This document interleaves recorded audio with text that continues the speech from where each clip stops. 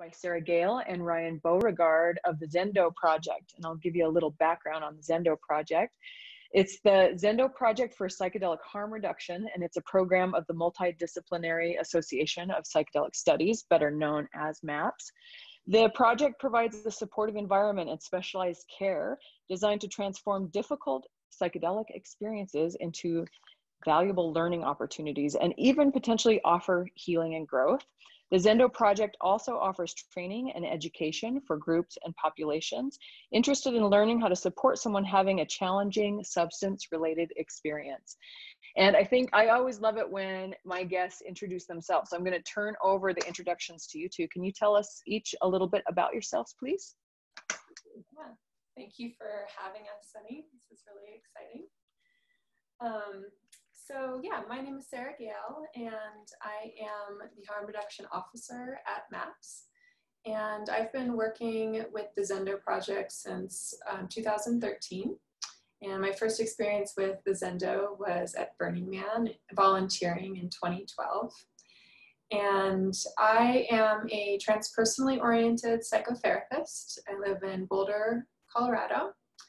And I served as the director of the Zendo project from 2017 until recently.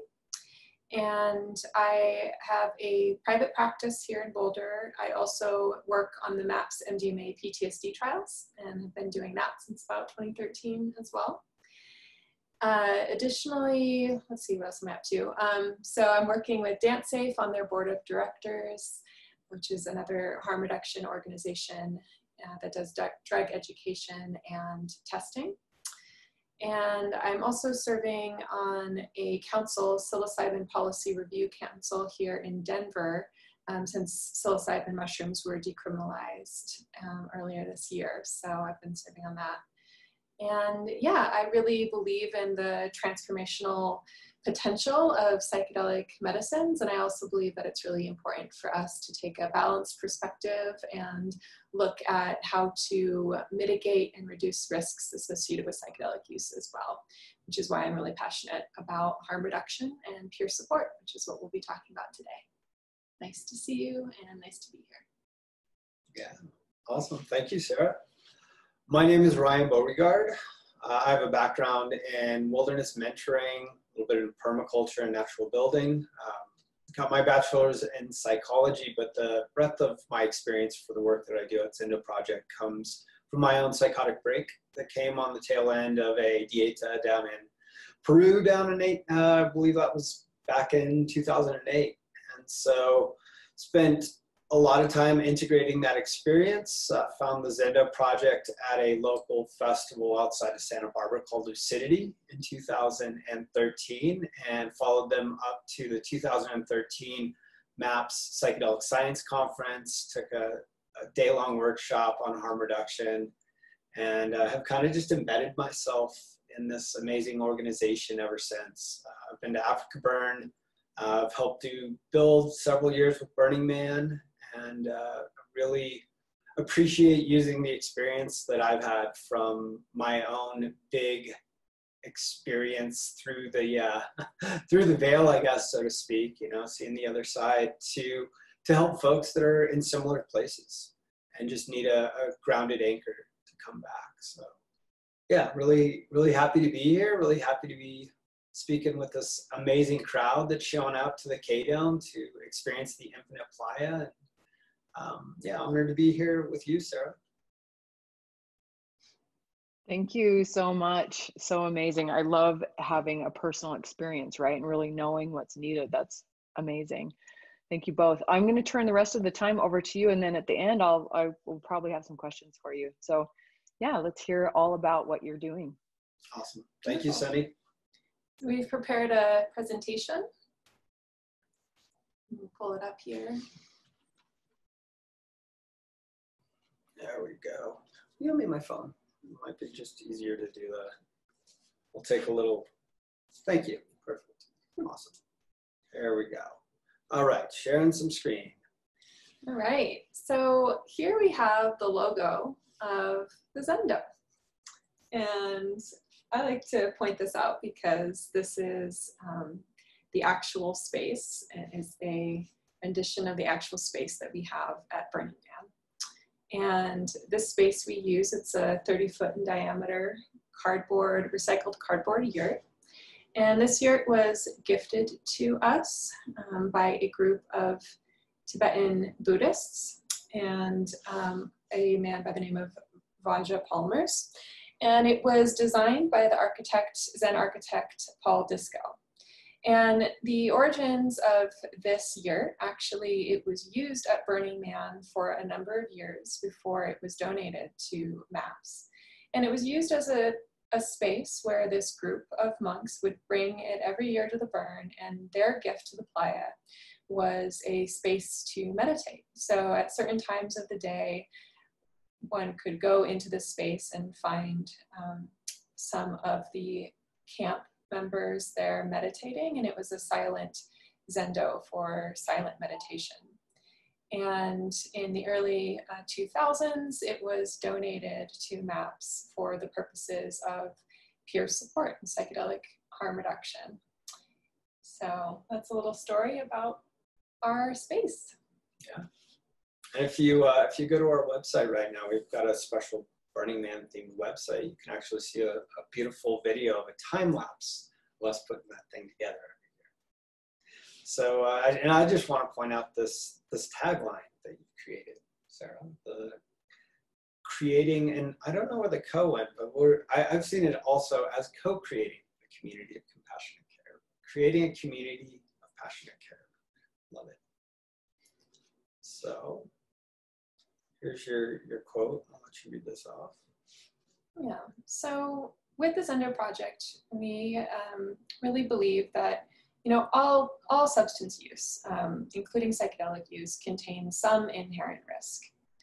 And we believe that as we explore the vast potential of psychedelics for healing and well-being in our society, that it is also our responsibility to adequately understand and address and mitigate risks associated with psychedelic use. So we really believe that if on one hand, we are going to be discussing the really vast potential benefits of these psychedelic substances, we really need to also be aware of the many different places that they can take people and all of the different varieties of experiences that people can have. So the majority of people who take psychedelics do so outside of a clinical, therapeutic, or ceremonial environment. MAPS believes that it's important to provide support and education for those people who choose to use psychedelics in what is commonly referred to as recreational environments, at home, in nature, at festivals and events, with friends, and related contexts. So essentially, we are providing our services to help those that are choosing to use psychedelics in places like Burning Man to have as safe as a possible experience as they can. So helping to provide peer support to get them through those times that are maybe less than ideal and less than easy. So I'm just going to define harm reduction. So this term is used, and it's a term that's used in a really broad context. So right here we have a definition by the Harm Reduction Coalition that it is a set of strategies and ideas aimed at reducing negative consequences associated with drug use. So the field of harm reduction really looks at all substance use, not just psychedelics, even though primarily we're going to be talking about psychedelics today. It's important to understand the context in which the work that we do, the peer support work that we do, is embedded. So we're really doing peer support from a harm reduction viewpoint. So these are a few things that harm reduction seeks to do. The first one is to increase knowledge and awareness around the potential risks of substance use, create an informed and aware and conscious community that is armed with knowledge and real facts about substances and substance use, instead of the stigma and the oftentimes the misinformation that has been part of the prohibition, just say no approach to drug education. So, when we criminalize substances, including psychedelics, and we create fear and stigma around their use, that really limits the amount of knowledge that's available. So harm reduction really aims to be an alternative approach that is about information rather than fear and stigma.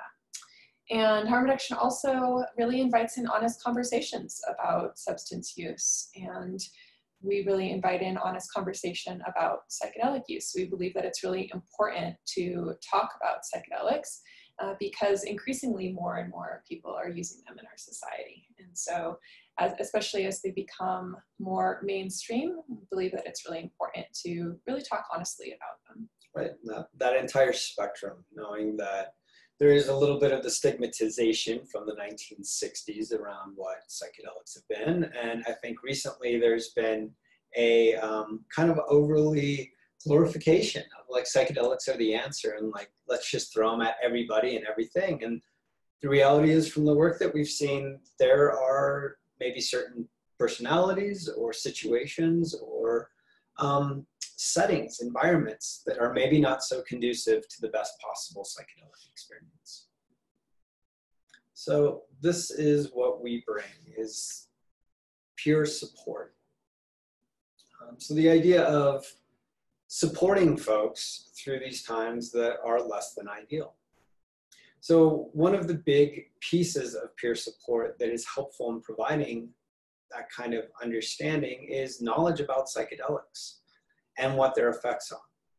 You know, it's a thing that is not uncommon that some of our folks have either assisted with, like Sara, with the studies, or have been in other sort of experiences where they have helped other friends or family through difficult times, whether that's psychedelic or not.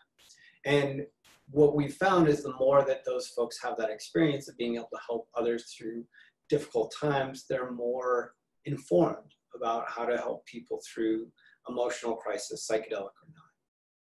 And so we were also providing with peer support a compassionate intervention for those who do choose to use psychedelics in places like Burning Man or other festivals. And we've seen and heard stories about the other side of that. Instead of the compassionate intervention, the restraint or chemical sedation that are often used and can result in trauma and harm when not properly considered in terms of the situation and what somebody's going through. And maybe, this is about that open and honest dialogue, that somebody is maybe working through their trauma.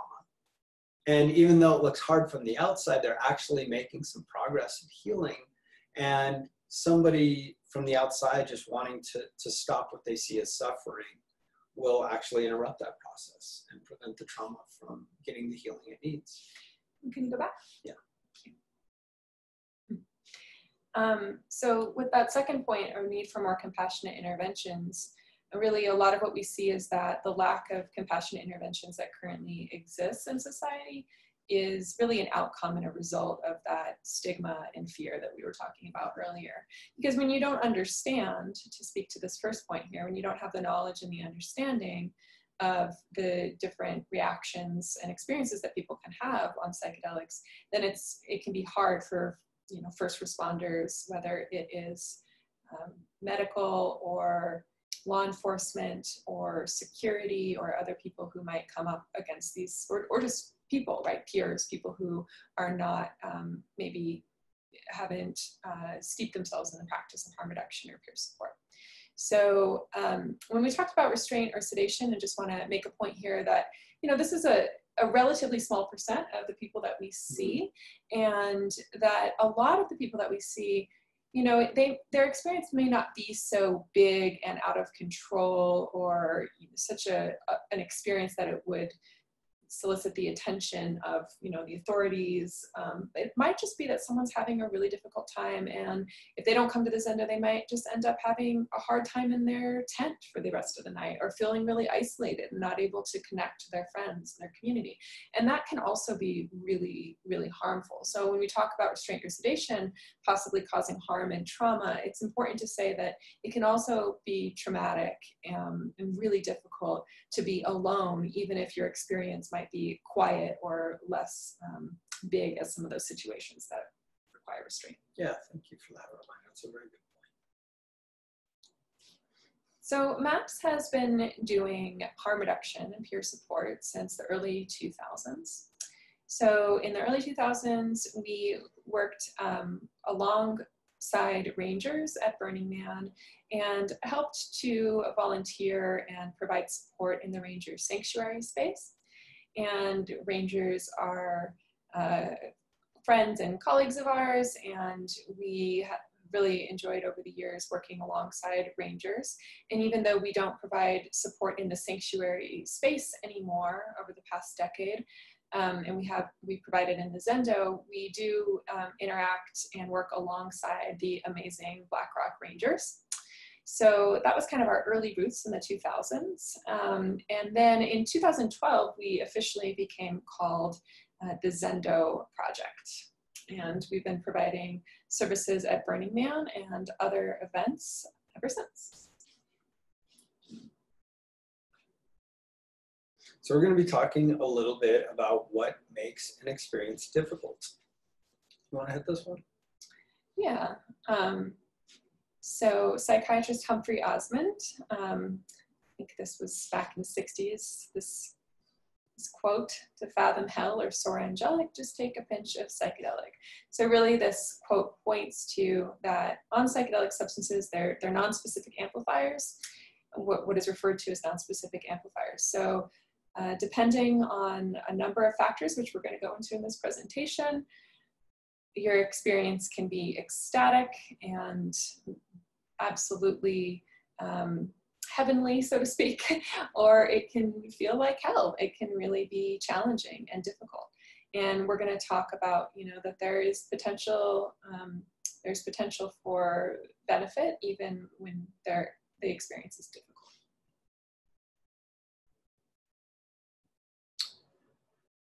So when we talk about recreational environments, things such as festivals and Burning Man and just people sitting in their homes, like the idea of an environment that isn't necessarily ceremonial or therapeutic, there are these expectations that psychedelics are just going to be fun and connecting and transcendent and peaceful and euphoric even. And sometimes that can be the case.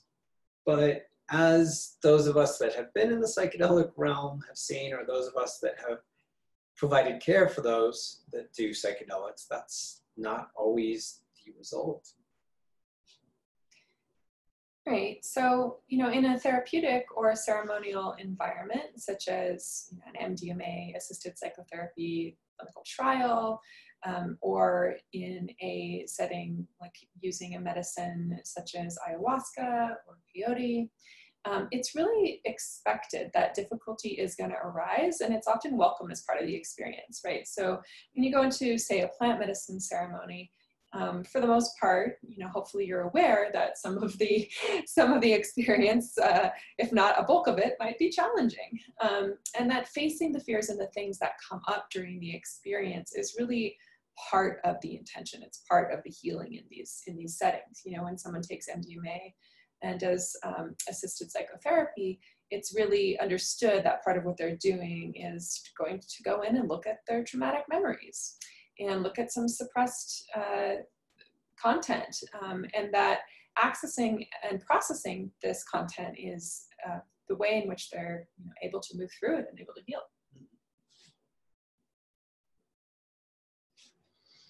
So one of the things that psychedelics just do as a process of taking them is they take the unconscious or subconscious and make it conscious. And that unconscious part of us has aspects that we all as humans have learned to deny or hide or reject or suppress because of our past traumas. And it's not uncommon when we're looking at these parts that we have hidden so well and denied that we might experience fear, disorientation, challenge, or anxiety. That's just a very common thing that I think comes up across the board, and we see especially a lot of this in the Zendo. So, psychedelics can absolutely be transformational in certain contexts and settings. But we really believe that it is incredibly helpful to have a supportive environment. And oftentimes in so-called recreational settings, people don't expect these things to come up like they do in a clinical or a therapeutic environment. And so when this comes up, they may not feel like they can go towards surrender to the experience. They may have been looking for that fun time or that connecting time with their friends, especially, not always, but especially people who might be newer to the psychedelic experience. But for for everyone, if they are in a setting that maybe it's not expected that this might come up, and it does, then it's more common for people to then start to not be able to actually look at this stuff, but to suppress it even further. And that's why helping someone who is experiencing these things coming up for them, whether it's memories or sensations or emotions and feelings, that's why we believe that it's really important to create a safe container. So where that safe container, exists in clinical or ceremonial environments, we aim to help to create a safe container where maybe one doesn't exist in these recreational environments. So, who is psychedelic support for? We're going to talk a little bit about who gives and who receives in the realm of psychedelic support. So first we're going to talk about our sitters. Our sitters are our volunteers, our sitters in beyond the realm of Zendo and the things that we do in providing services at festivals are anybody that's providing a support, also referred to as guides or grounds, anchors, things like that. So the sitter provides the service to somebody who is using a substance or is having a personal crisis. And often, as we've seen in the last, I'd say, 8 years, we've seen that number go from almost exclusively people coming on some sort of drug or psychedelic to a lot more of the support work being required within the Zendo to people that are sober, that have had difficult experiences previously, going through a breakup, death in the family, something like that. There's a lot that folks are coming in for, and it's really an honor, I believe, in this community to be able to expand the ability of the support that we're giving beyond just psychedelic, because we do see that crossover between what is often psychedelic, maybe without a substance. So what our sitters, our volunteers, don't provide is medical care or treatment. We are not a medical facility. We do not provide clinical interventions, psychiatric interventions, assessments or mediation related to things like domestic violence or sexual assault. We refer all of these situations, mental health services, restraint or sedation. Whenever things like this come up and there's a guest in the space who might be experiencing, a medical emergency or a mental health emergency, or is becoming violent and may actually require restraint, or these kind of situations, or there might be something going on with a partner, or there might be incidents of sexual assault. We all know that festivals can be really intense places, and a lot of things can happen in these environments. And so that's why it's really important for us to partner and to what we call triage and work with these other departments. And whether that's at Burning Man, the Emergency Service Department, the Crisis Intervention Team, CIT, working with the Rangers, and at the other festivals that we do, same thing, working with all of these different departments in order to provide the necessary and best level of care for someone. So our 4 principles, let's get into this.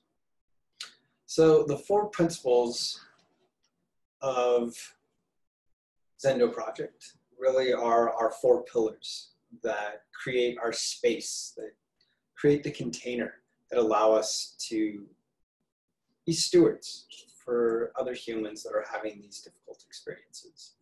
So we'll go into these in more detail, but just to address them here, those 4 pillars are safe space, sitting, not guiding, talking through, not down, and reframing difficult, or reframing bad as difficult. So difficult, not bad. Or difficult is not the same as bad, is actually the full.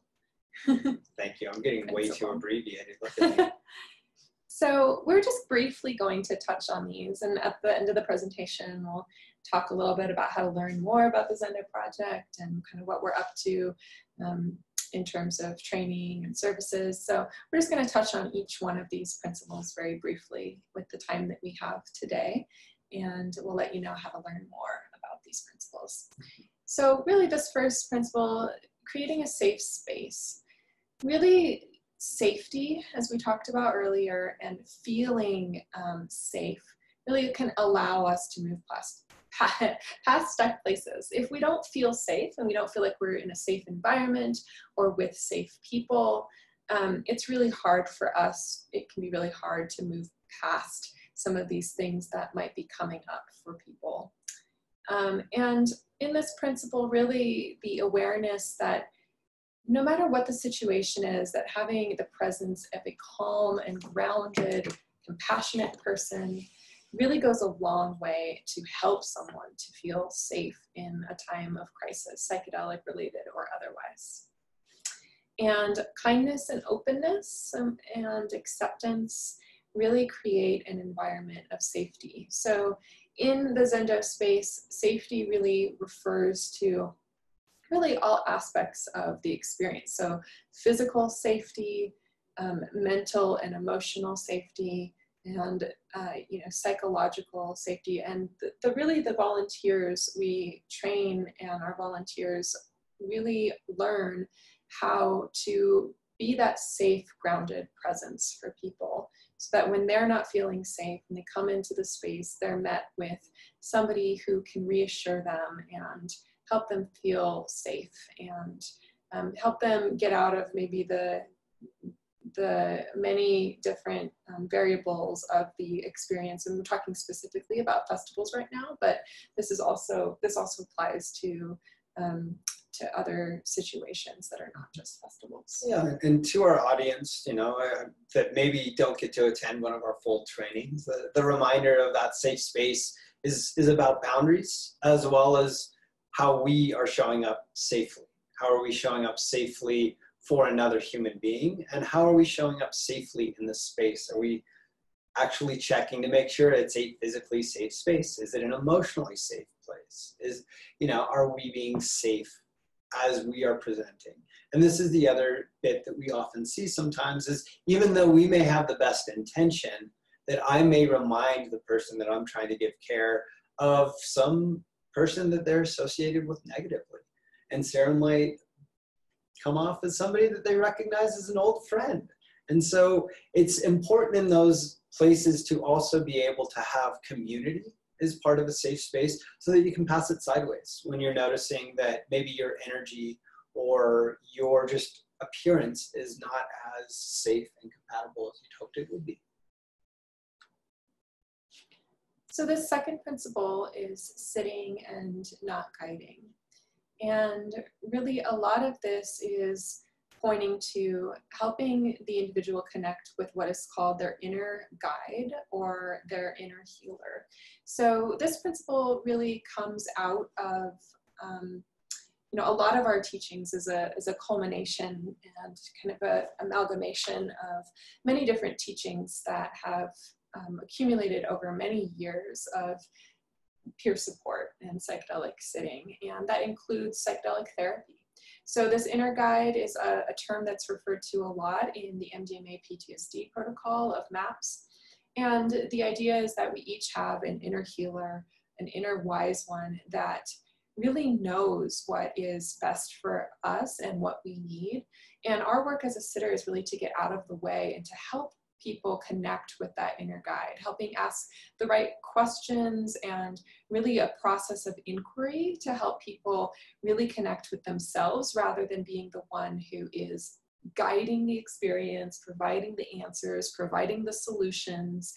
And we really believe that this process will really help people more in the long run than really, trying to input a lot of information. So a lot of what our volunteers do is really a lot of compassionate, listening and just being there. And it doesn't mean that people don't talk and that our volunteers don't talk with our guests, but it really is pointing towards letting the person's inner experience be the guide. And this part of this is really supporting emotional expression. We're really taught in our society to repress and hide our emotions. So often big emotions when they're coming up for people, if someone doesn't feel like they have the space to express that, then they can repress those emotions and the experience can become more difficult. So in this space, we really support a lot of emotional expression and really validate people's emotions. And a lot of this principle is really trusting the process. And this is learned through teaching as well as through experience, after doing this for a while and working with our volunteers year after year, a lot of this is really, trusting and helping the individual trust that many people have gone through similar experiences as the difficult psychedelic experience, and sometimes a lot of the themes that come up can be very similar throughout time for many individuals. So really this principle is a lot about trusting that process. Yeah. And to our audience, the reminder of even those of us that are most experienced in these realms, that some of the perspective is what we need and not necessarily the person that we're taking care of. So the idea of being able to have a beginner's mind and ask more open-ended questions and to really have patience. I think that that's something I've seen with some of our more experienced folks out in the world, is when we come upon these encounters that somebody's like kind of losing patience and saying like, this is what you need to do. This is how you're going to get better. And the reminder, whether newbies or veterans in the psychedelic world, that ultimately, if we can allow ourselves to fully just surrender to the process of this inner guide, rather than thinking we have the best wisdom for somebody else, we're going to allow our just presence of sitting to get our guests or our, those we're caretaking further along the road to their own. So this next principle is talking through and not down. So this principle is really all about the idea that really there isn't any down to a psychedelic journey besides time without medical or chemical intervention. And that one of the best ways to help someone through the process is really through. And, a lot of times when we tell people about the work that we do, people say, oh, well, you talk people down. And we're like, actually, we try to talk people through the experience. So part of this principle is the idea that the only way out is through, or that the best way to work with something is to go directly in rather than try to find a way around. We're really not trying to stop the ride that someone is on. We're just trying to keep them safe until it's over. Acceptance and compassion are part of what create a grounded energy that can help someone transition to a less distressed state. So it's really not about stopping the experience, it's really about helping them have a transition, and that part of that transition can involve a lot of learning and transformation, and ideally that process also helps to alleviate some of the distress that somebody is experiencing. So, one of the analogies that we use with this principle is that of a bridge, that the best way and the safest way to get off of a bridge is to cross to the other side. And the idea here with talking through is that we are allowing the experience to happen. There's certainly some times that we're trying to distract or encourage in another direction. And this is back to that sitting, not guiding, that we are wanting to encourage the person that's having the experience to get all the way through it. Because we again believe that that is the path to healing trauma, to healing what's inside, is actually allowing them to have the full arc. And one of the other considerations around talking through is to, have a better understanding of what some of the psychedelic timeframes are. That there are some substances that go 4 to 6 hours, others that go 8 to 12 hours, and still others that go 24 to 30 hours. So just to know what sort of time frame you're talking about when you are talking somebody through. So this last principle that we're going to talk about is difficult is not the same as bad. And just to clarify with this principle, this isn't a principle that says there is no such thing as a bad trip. Just want to clarify that. It's something that, people ask us a lot is, why not use the term, bad trip? And with this principle, we're really just trying to reframe. And when we use the term bad, it typically, I think, connotates that there's nothing to be gained from the experience, that the experience is just bad. And are there such things as a bad trip? Absolutely. There's a lot of things that can happen when people take psychedelics, and a few examples of what I might consider to be a bad trip are taking something you didn't mean to take, taking an adulterated substance, taking a different or a larger dose than you intended to take, being dosed, being given a substance without your consent, and traumatic things happening on a psychedelic, traumatic life experiences happening while you're altered. So those are some examples of some things that might constitute as a bad trip. So we're not trying to say that that doesn't exist, but we're really just trying to reframe, and really with the idea that difficult life experiences can be our most valuable learning opportunities. And for us, when we reflect and we work with our volunteers and reflect on some of the biggest growing experiences, the most transformational experiences that we've had in our lives, often they are through challenge.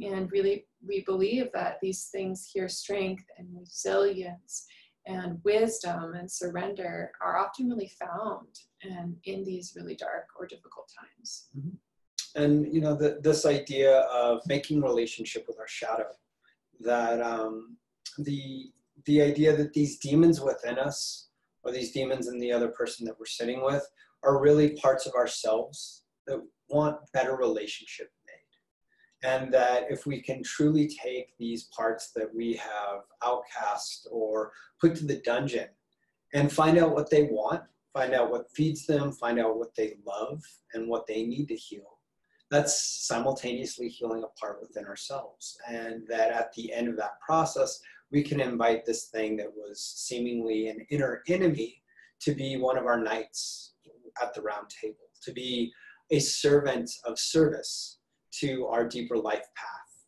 and our life's mission. So these are just some testimonials that we've gathered. So one of the most rewarding things about working and volunteering and offering services is what we hear after people have been with us, and when they take the time to, this doesn't always happen, or even majority of the time, but when people come back and really talk about how their experience was, and sometimes people write us, sometimes people come back to the space after later on in the event, and it's really just touching. And sometimes this work can be really, really challenging and really hard, and it's the people's experience and how they move through, and the ways in which they grow, and the things that we get to see and hold and bear witness to, and in hearing how people's experience in the Zendo space can really have a positive impact on them and their lives and their communities is really, really rewarding. And it's part of what keeps me continuing to do this work. Rewarding to them as well as us. And I think just as a community, as we sit for someone that we see having a big experience, and maybe it takes several of our volunteers to help them through the night and maybe even part of the next day, there's such a beautiful alchemy that we hear as a unit when somebody either comes out of that dark night of the soul or comes back to us the next day and lets us know that even though it was a really difficult experience, that they feel healed from it, that they feel more alive and more themselves than they ever had. Do we want to read these? Or we just, I think people can see. Okay, we hope, right? You never know what the screen resolution is if somebody's looking at their phone or a tiny screen. Well, let's just highlight a few words in here. How's that? Okay. Powerful Powerful experience of growth and an emotional cleansing. I felt safe away from the chaos. I was able to talk about the emotions I have repressed for so long. My sister was in a bad place, and you gave us a great place to get back to a more normal place. Thank you so much. I would be interested in doing a volunteer shift to learn more. That's really common for people to either have experiences in the space or for friends to see their friends have an experience and want to come back and volunteer with us. Positively transformed a difficult psychedelic experience through the attentive and compassionate care provided by a stellar team of volunteers, maintaining a comfortable space amid the overwhelming environment. So, sorry. Going backwards, here we go. So beyond Black Rock, so we really believe that psychedelic peer support, just like many things, well, you might see everything at Burning Man. Burning Man is we see it as a learning, living laboratory where people are coming together and learning new ways of doing things and new ways of creating and new ways of giving and contributing and working together. And we really see that what the Zendo project is doing and programs like it are really giving people a place to work through maybe trauma that has been accessed or deep emotional spaces. And that the way in which we create this container at events like Burning Man and others really can be taken out into the world. And it doesn't stay at Burning Man. It doesn't just stay at the events that we do. And examples of that are, we'll be talking a little bit about some of the things that we're doing out in the larger society at the end of this presentation. But also this has really been seen for us and like our volunteers, the experience that they have and our guests. And the experience of volunteering in the Zendo, or the experience of being a guest, and what you learn and how you grow in the community, and then what you're able to bring back to your community. And it's just really so beautiful to see the types of things that people create, and people meet each other in the Zendo, and then they go off in the world. Volunteers meet each other, and they go off and create really beautiful things in the world. And it's really the nexus of and the formation of a lot of community. And I think that I see it as like a seed pod or like a dandelion that you blow on, and all of a sudden it's just like all of these people going out into the world. And we can say that about Burning Man as a whole, definitely. And I think that the Zendo Project is one community within Burning Man. I really see that happening. Mycelial, right? We're spreading those tendrils and connecting those webs. Yeah. And I think that harm reduction really is a model, and peer support is a model that can really improve our mental health system in our society. Right now, what we're seeing out there in the world right now is such a challenging time. And I think that, the failures of the modern mental health system and some of the failures of the modern medical and mental health systems, we're really seeing a lot of that right now in society, and really seeing the cracks and things like accessibility and people not able to get the support that they need, specifically when it comes to mental health. And we really believe that peer support and trained peer support sitters, psychedelic or otherwise, but the field of peer support is really a model that can come in and fill some of those gaps where people who are maybe not otherwise able to access support or service or compassionate care in their environment, we hope to see more peer support services grow.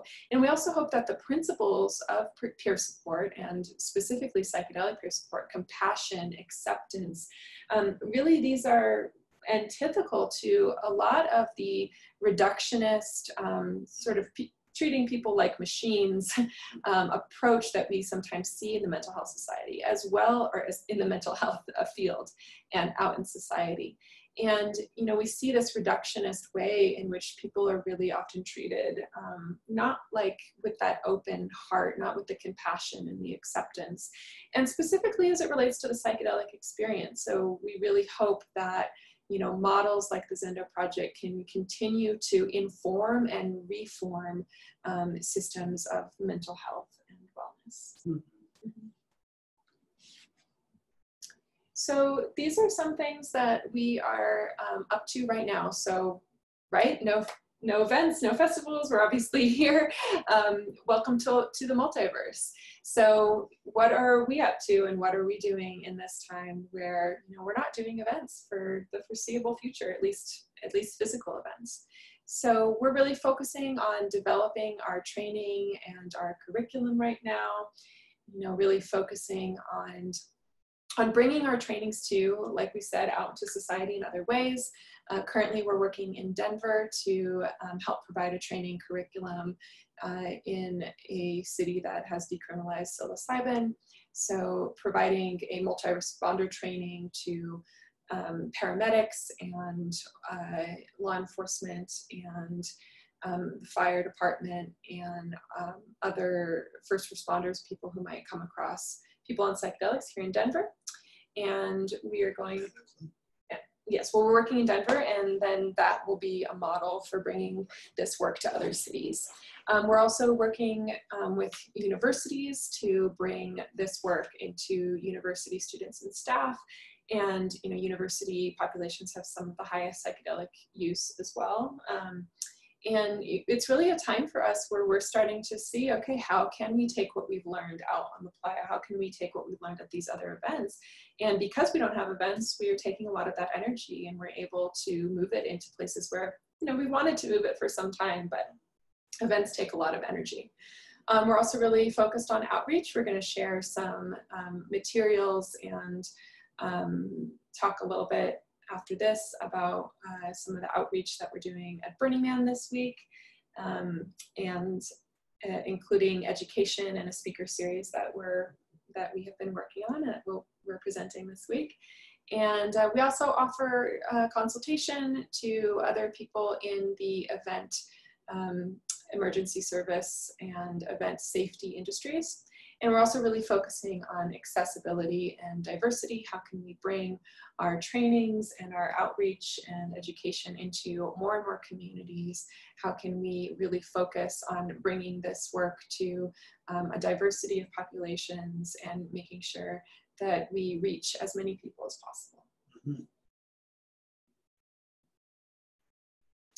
All right, and so now we're going to, this is our build team. Kind of, that's a build team back there. Yeah. So I'm going to take a brief moment to stop our screen here and just make sure that I got our next thing ready to go, Sunny. So this will be a good cut point. And we're going to pull up the NTO Generation website if you're good with that. Okay, great. So I'm going to start screen share here again. Yeah, I just want to talk a little bit about the offering, the gift that we're providing to the Burn community. Last year, we launched our first psychedelic speaker series on the playa called Entheo Generation. This year, we're bringing Entheo Generation to the multiverse. And really just want to focus on what these things are. I've gotten some feedback from some of our community that they wanted to hear more dialogues, less lectures. So we're bringing some really cool multi-generational psychedelic-inspired dialogues together. So check out the website, entheogeneration.com. It is MAPS, which is Zendo Project. Zendo Project is a division or a department within MAPS. And looking at this idea, I can't get enough of this Buckminster Fuller quote. You never change things by fighting the existing reality. To change something, build a new model that makes the existing model obsolete. So what we're examining is how do we change the world? How do we create a more amazing future for ourselves through the lens of our psychedelic experience? And really, the bigger thing is, without the necessity to even have another psychedelic experience if we've had one? How do we take what we've already learned and looking at it through the lenses of the individual, the relational, the planetary, and the cosmic interfaces that we have? And how do we bring a better world? So again, one of I think our favorites from Jessica Pearlstein, the Revelation, I believe it's called Fractal Culture. Just the idea of what are we bringing back from the playa? What are we bringing back to Burning Man and planting? So we've got some amazing speakers here, broken down by the 4 different quadrants we're going to be going into. So we've got James Fadiman speaking with Quasi. We've got Annie Oak speaking with Charlotte and Andrea of the Sabina Project. We've got Dennis McKenna speaking with Ismail. And then we've got Alex and Allison Gray speaking with Amanda Sage. So check it out, entheogeneration.com. Actually, entheogeneration. I'm sorry, you're right. Wow. Edit point. entheogeneration.community. And really, I just want to give a quick shout out to James Wickham. If you guys haven't seen his site, he has taken the 10 principles of Burning Man and turned them into symbols. And so we adopted those 10 symbols as that looks for entheogeneration of what are those quadrants and how do we play with it. And last thing I'll let you speak on, Sarah, if you'd like, is the new Zendo themed Burning Man website that we've got up. Well, Burning Man themed Zendo website. Yeah, well, I think that's a better way to put it. Yeah, so in addition to entheogeneration, so that is our big offering. We have also created a website for the week. If you go onto our homepage, zendoproject.org, you'll see here that we've added some support resources, talk about entheogeneration here, and we're also going to be offering some peer support, virtual peer support, only for the temple. So temple burn from 5 o'clock to 11:30 on Sunday, September 6th. We will be providing peer support at the temple burn. If you want to go onto the website and check out this really cool video. It's got some of our Zendo structure going up as well as our shade structure. Yeah. And we've provided some resources. You can click on lots of manuals, documents, peer support information, some mental health resources, psychedelic integration support, and some hotlines. And we've also provided a little video playlist of a few of our videos throughout the year, a Zendo Project volunteer training that we did on Playa in 2016, and then a few videos from other psychedelic workshops and summits and conferences that we've done over the years. And that's entheogeneration, which we just showed. And yeah, that's our temple burn information. So you can go to zendoproject.org. Talks a little bit about our history and how Zendo got its name. We created a new sticker this year. Usually we have our address, and this year we're everywhere. Ryan created that sticker. And yeah, this is our camp shade structure at Burning Man. So it's a big lycra rainbow shade structure, and that is where all of our volunteers camp every year. So can you check that out? Yeah. Great. Awesome. So that's the meat and the potatoes of it all. Thank you so much for watching. Thanks for paying attention and enjoying our slideshow. I think now we've got Sunny up. And Sunny, do you have any questions? I do. I have questions. I have to say the design of your slides and your website, impeccable, beautiful sites, the art, everything is so lovely. And wow, that presentation is so packed with information. I think I kept writing down questions, and then you got to the questions. So that was really great. I had a few, I trained at CIIS, and I'm a trauma therapist myself. And so through the CIS program, it was all, mental health practitioners and doctors that were being trained to do psychedelic assisted therapy. And it's a year-long program. And I'm curious, if people come to volunteer, I just want to make it really clear, you do not need to be a licensed mental health practitioner. Is that correct? That's correct. Yeah. Yeah, so we do have a lot of people who come volunteer with us who are mental health practitioners. And we also have a lot of people who work in many other fields. Some of those people work in alternative healing modalities, and some people work in just totally different fields. We have doctors, nurses, accountants, lawyers. Yeah, and we provide training. We provide training at the events that we do, and then we also have additional material and training that people do before the event. And so there's a lot of supervision at the event, so people work in a group space, and we have trained supervisors, and so people get that feedback and support during their experience on their shift. And it can be helpful to just name too that a lot of the people who have volunteered with the Zendo over the years are now involved in psychedelic research, and it really has been a place where people could get that experience of providing support for people in a way that was above ground and completely legal to be able to support people in these places. And I'll say we've had both the side of psychiatrists and therapists that are well versed and take a lot away, and then are like, I want to go get more certification. And we've had other folks that have come out of 3 or 4 years of volunteering, and they're like, I'm quitting my other job. Like I'm going into ROPA or CIIS, and I'm going to become a psychedelic therapist, and that's now my path. And thank you guys for showing me the power of this work and what the medicine can be, can do in the right container, I think, for healing. It's spectacular. I am so aware of how the majority of psychedelics are taken outside of the clinical setting. And and I have people come to me for therapy saying, I didn't want to wait until 2028 or whatever to get my psilocybin, so I did it on my own, so for sure. I think it's so important to know that these resources are there if you're going to, use psychedelics outside of a clinical setting. And I love what you said about the shades of gray, that it's not, a cure-all. I think, after How to Change Your Mind came out, it's like this idea that like, if any mental illness that I have or anything I struggle with, I can just take psychedelics and I'll be cured.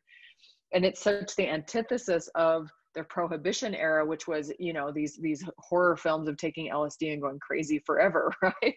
So we have, I think, as Americans in particular, we think very black and white, right? And what I so appreciate about your presentation was just all the shades of gray, and this idea of harm reduction, that it's not an on switch or an off switch. There's all kinds of different experiences within the psychedelic realm. So I wanted to point out how much I appreciated the nuance that you offer through the Zendo project.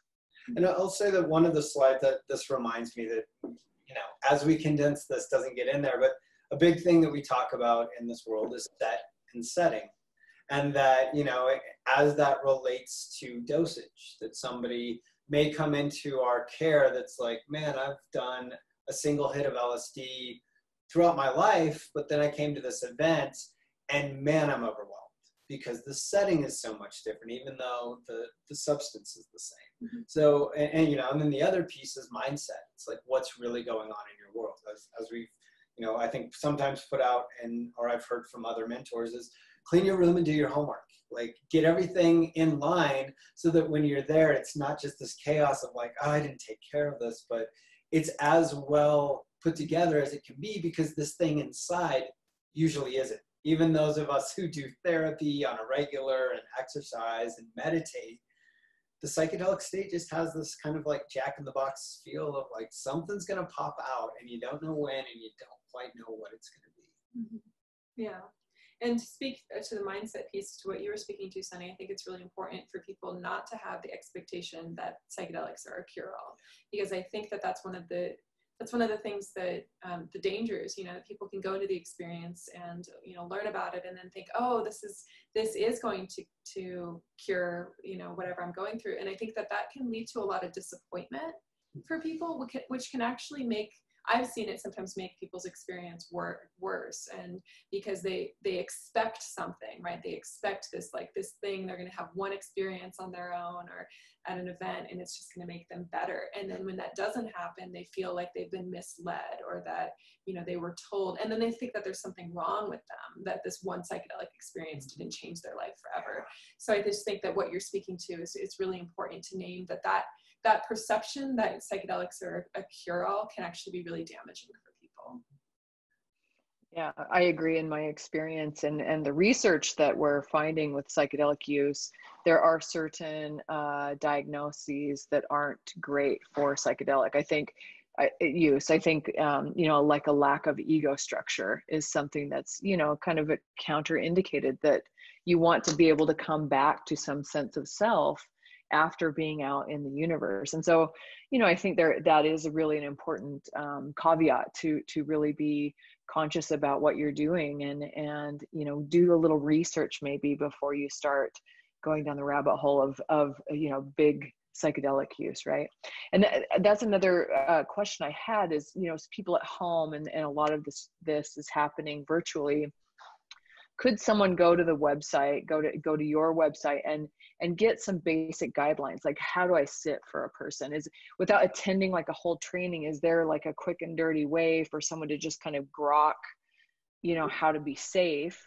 And I'm also wondering, like, you know, websites like Arrowhead or drugs.com, like, are there places that you recommend people go to look at drug interactions, for example, like, oh, I take tramadol for my back pain, should I be doing ketamine? You know, that kind of thing.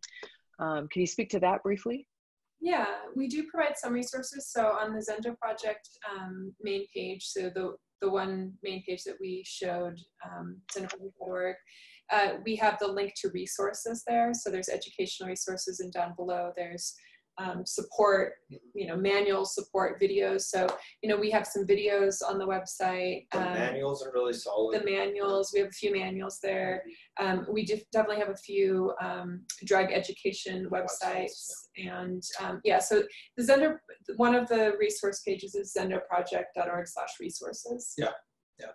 And I think between the manual of psychedelic support, which is it's a free download, but it's a very thick book on one side of the spectrum, to the Zendo project manual that's a lot thinner on the other side, and then the what's the other one? The psychedelic guide manual. Mm-hmm.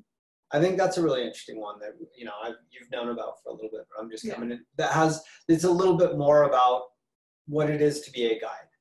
And I think they're all there's some great resources out there. And I think that just folks reading just even flipping through some pages, finding their favorite headings and reading a little bit more about that. Because I can imagine a lot of this audience has the experience of helping somebody at one time or another, or themselves, through some pretty hard times. So yeah, I think there's there's also some great books out there. Jim Fadiman's Psychedelic Explorer Guide is, it's a little bit of a thicker read, but it's a great book, as well as The Way of the Psychonaut. Mm-hmm.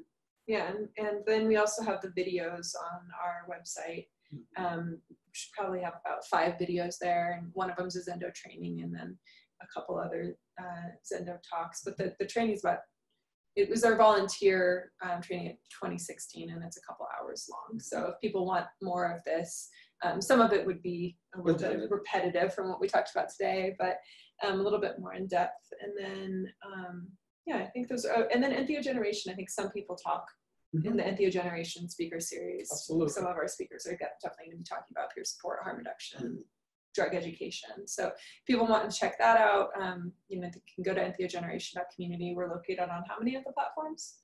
I think 7, with maybe, there's still a few that are in this early part of the week. We're figuring it out, but and just for the audience to know that all of the links are being made in some way or form through the platforms of the multiverse until Burning Man's over, and then we're opening up all those videos to just the general public. So if folks are just wanting to wait it out for a week rather than strapping on VR goggles or plugging into one of the platforms, it will be available. But if you can see it in the multiverse, go see it. Right. Wow, so much information. It's such generous offerings that you have on all the websites and in your presentation today. I was thinking, and I kind of want to end with this and get your final comments. A beautiful quote, and I'm not getting it exact, but by Stan Groff, where he said, in the psychedelic experience, the acute experience of that terror or fear is the funeral pyre of your fear. And I feel like that psychedelic experience really can offer that, working through trauma. You know, if you have the right set and setting and the right sitter, you know, there's some really beautiful awakenings that can happen in that space. Yeah. Any final thoughts? Well, I'll just one of the talks that I saw in Salt Lake City at the beginning of this year. James Bannerman was talking about maybe, you know, how we all love nature and talk about let's go out to nature. And one of the recommendations that I heard him say that I'm, as I age, really beginning to believe is more and more true, which is, you know, the real crazy wilderness and nature is in here, so that the safest place that you maybe can go is your own bedroom. Close your eyes and go inside. And I just think there's such an interesting reframe for those of us that grew up mandatorily having to get as far away as possible, to get away from parents, to get away from authority figures, going into the woods somewhere, and then all the adventures that came out of that. I think there's something really amazing when we do have the capability to put ourselves in a bed or sit for a friend in the comfort of their own living room with some blankets and a toilet and the running water, especially those of us that have dealt with the opposite side of that, of porta potties at 3 a.m. and at Burning Man, and how much of a funeral pyre that can be of our own fear. But yeah, that idea of wrapping up with making better relationship with our shadow. That if we really go into this with a safe place, and that we have verified that there isn't a bear to eat us, and there aren't people running out from the, you know, behind the rocks coming to take our stuff, if we really feel safe, we can go deeper inward and to really get to know those parts of ourselves that we have repressed or just not really made relationship with. And I think that as a whole is what this whole world needs. We're all carrying trauma, whether it's ours or our ancestors. And if we can just apply a little bit more love, I think we can solve a lot of the world's problems. Yeah, thank you. And I just want to speak to what you just did about trauma, that it can be ours or our ancestors, and it can also be beyond transgenerational. It can also be planetary and collective grief and trauma. And I think a lot of what we see at events is people tapping into something much bigger than their own personal experience, and tapping into a collective experience of trauma. And also to remind people that we can tap into a collective experience of joy and creativity. And I think so much of what is healing about transformational events and festivals and places like Burning Man is the play, because play is healing, you know. And I think that that's one thing about the so-called recreational environment that I think is just, you know, important to name, because we talk a lot about, you know, it's really important to create the safe container in the recreational environment. And I think it's also really important to name that play and fun can also be healing. And, you know, that right now during this time to just, you know, encourage ourselves to this week, you know, in the multiverse to connect with our play as well, and connect with our communities in the way that we can, knowing that we have so much more capacity and resilience to hold that trauma and to hold that suffering if we are also resourcing and grounding ourselves in play, in community, and in joy, and in love. So thank you for reminding us of the love. Yeah. But yeah, thank you so much. Thank you so much. Yeah, it's so beautiful. And yes, to play. This is such a wonderful note to end on. You two are absolutely wonderful. It was a joy to listen to you. And I wish you a very fun rest of your burn week, and happy burn evening, and happy temple burn, and sitting for people during the temple time. Thank you so much. Wonderful, wonderful talk. Thank you. Thank you, Sunny.